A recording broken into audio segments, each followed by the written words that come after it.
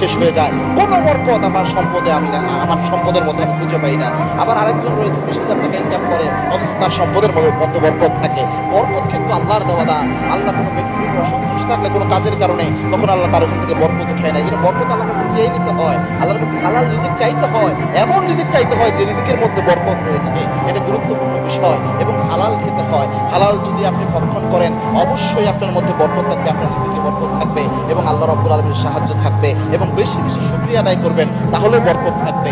কারণ আল্লাহ রাব্বুল আলামিনের ঘোষণা এটা, সূরা ইব্রাহিমের 7 নম্বর আয়াত, লা ইন শাকারতুম লা আযীদান্নাকুম, লা ইন শাকারতুম লা আযীদান্নাকুম ওয়া লা ইন কাফারতুম ইন্না আযাবি লাশাদীদ। আল্লাহর ঘোষণা হচ্ছে, if you grateful to almighty Allah সুবহানাহু ওয়া তাআলা, I will increase your liability. আল্লাহ বলছে, আমি আল্লাহর যদি তোমরা শুকরিয়া আদায় করতে পারো, বেশি শুকরিয়া যদি আমি আল্লাহর আদায় করো, তোমার সমস্ত নিয়ামত আমি আল্লাহ বাড়াইয়া দেব। সুবহানাল্লাহ। এজন্য এই দুইটি